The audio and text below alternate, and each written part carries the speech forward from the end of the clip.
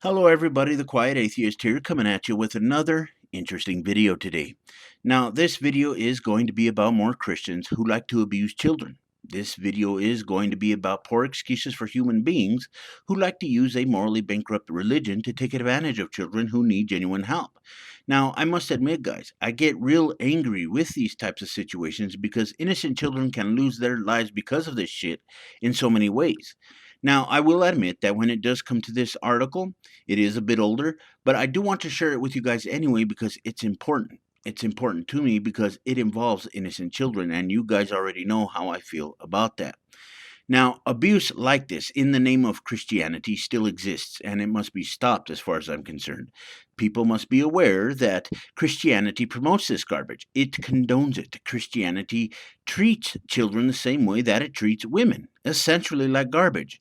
Now, the story itself starts off by talking about Captain Charles Kennedy, a veteran policeman who was investigating a Christian boot camp that goes by the name Restoration Youth Academy. Captain Charles Kennedy was in the main office when he caught a glimpse of something shocking on a closed circuit monitor. A naked boy crouching in a 6 by 8 foot isolation room as a light bulb burned overhead. Now, Kennedy had been waiting for William Knott, the program's manager, to return with some paperwork, and when he walked back into the office, Kennedy asked about the boy whose name he later learned was Robert. He wanted to know what the boy had done to deserve such treatment. Not a squat, powerfully built ex sailor calmly explained his rationale.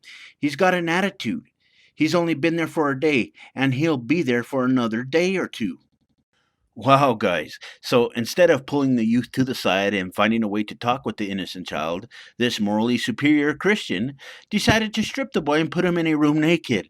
This horrible Christian obviously didn't care about the boy. He just wanted to use his position of authority to take advantage of this child, and that's it. This morally bankrupt religion known as Christianity gave this man the delusion that he has power over this innocent child. Christianity motivated this man to do this horrific bullshit. Now, the cop did ask him, "Can't you give him some clothes?"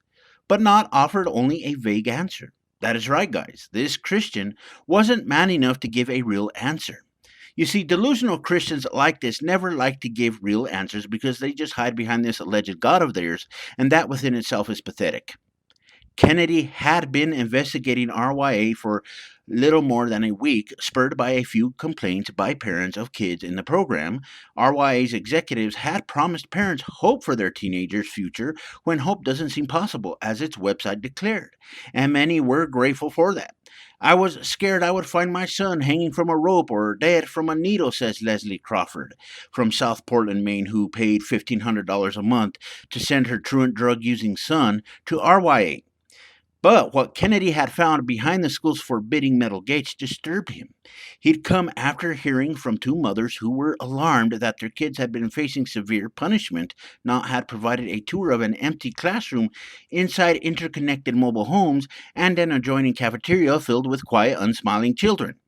Afterward, he had allowed Kennedy to speak alone with one of the boys whose mother had called him basically. Wow, people actually paying $1,500 a month just to have their kids abused by morally bankrupt Christians is insane to me, guys. I have been saying this all along. Christianity gives them a fake disease so that it can sell them the fake cure, plain and simple.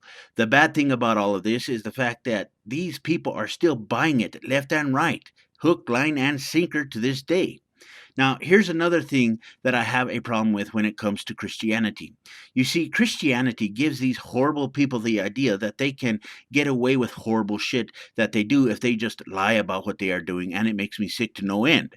Some Christians will go as far as showing you things that are good with every intention of pulling your attention away from the things that they don't want you to notice because they want to continue with their barbaric and delusional behavior. Now, that's when he learned firsthand about the teenager's accusations of abuse. As he investigated, he found that many of the school's cadets were afraid to talk, but those who did left Kennedy with the impression that he had stumbled across something terrible.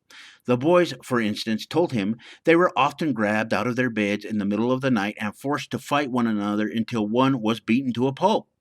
All of them were subjected to a brutal daily regimen of exercises, sometimes stark naked, push ups, jumping jacks, and running in place.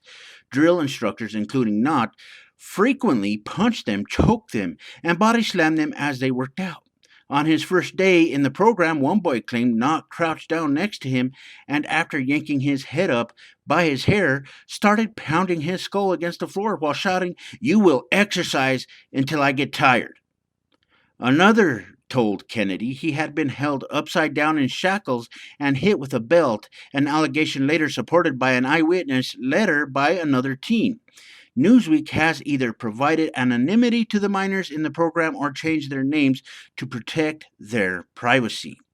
Now, Kennedy wanted to protect the cadets from abuse, but he also knew he lacked the hard evidence needed to make an arrest. So, for the next week or so, he periodically returned to RYA, which is how he found himself with Knott, asking about the naked boy named Robert in the isolation room.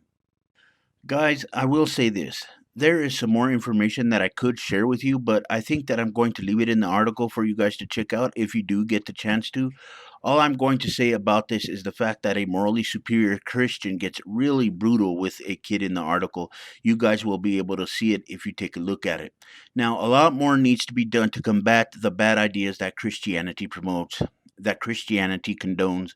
A child's life is valuable as well. Religion must be put to the side, and that is the bottom line here. We see what it can do, but of course, I quickly realize that the sun would literally swallow the earth before that happens, and it kind of makes me sick. These religious individuals basically need to pull their heads out of their ass and realize that Christianity has a negative impact in societies and on kids all over the place.